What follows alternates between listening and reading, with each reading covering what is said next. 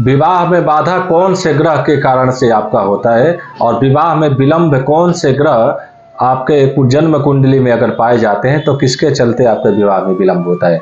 कभी आपने सोचा है? लग्ने व्यये च पाताले जामित्रे कुजाष्टमे। लग्न, व्यय, पाताल और सातवां अष्टम घर में अगर मंगल बैठा हुआ होता हो तो आपके विवाह में विलंब हो जाता है। आपके विवाह में रिश्ता होने के बाद भी आपका रिश्ता टूट जाता है। आपके विवाह में होने के बाद भी कुछ दिनों के बाद भी आपका रिश्ता जो है कोर्ट कचहरी तक चला जाता है। विवाह के बाद भी कुछ दिनों तक रिश्ता अगर अच्छा चलता है तो संतान की कमी आपको महसूस होने लगती है, सभी प्रयास और मेहनत करने के बावजूद। इन सभी कारणों में जो दोष है मंगल, शुक्र और चंद्रमा का, और उसके साथ साथ शनि का भी। तो लग्न में, चतुर्थ में, सप्तम में, अष्टम और द्वादश स्थान में अगर मंगल ग्रह बैठा हो, उसके साथ साथ अगर शनि बैठ गया हो, अगर जन्म कुंडली के प्रथम भाव में मंगल के साथ अगर शनि बैठ गया हो तो समझिए आपके विवाह में विलंब होगा। विवाह के संयोग और विवाह के करीब आते आते आपका रिश्ता टूट जाएगा।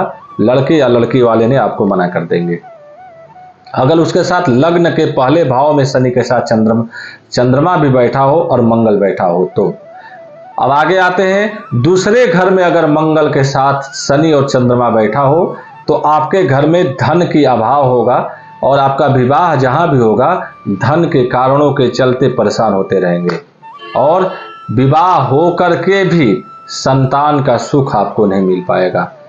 जन्म कुंडली के चौथे घर में अगर शनि के साथ चंद्रमा और मंगल बैठा हो तो समझिए विवाह होने के बाद भी पति और पत्नी में असमंजस के कारण बने रहेंगे, आपस में मतभेद होता रहेगा, दोनों में लड़ाई झगड़े क्लेश होता रहेगा और ये मामला कोर्ट कचहरी तक भी जा सकता है।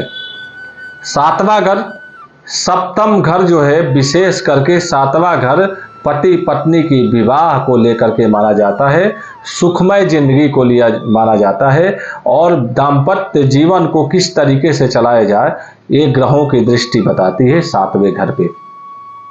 सातवें घर में मंगल के साथ साथ शनि और चंद्रमा बैठ गया तो समझिए आपके विवाह में बाधा तो होगी ही।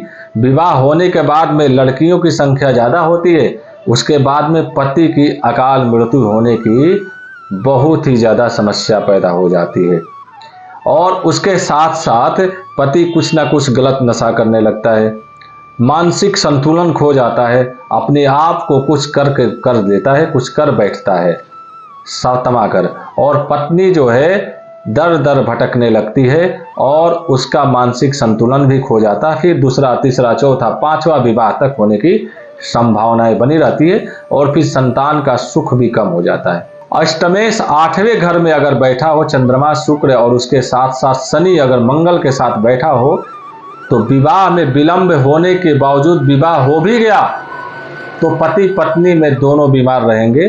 पति विशेष करके बीमार रहेगा, शारीरिक कष्टों से जूझता रहेगा और उसके साथ साथ लिवर में, किडनी में समस्याएं उनकी हो सकती है। द्वादश भाव, 12वें घर जो है खर्चा का घर माना गया है, व्यय का घर माना गया है। उस घर में अगर मंगल के साथ शनि चंद्रमा बैठ गया तो आपके आय का स्रोत तो कम हो जाएंगे लेकिन व्यय का स्रोत इतना बढ़ जाएगा कि मकान दुकान भी बिक जाएगा आपका।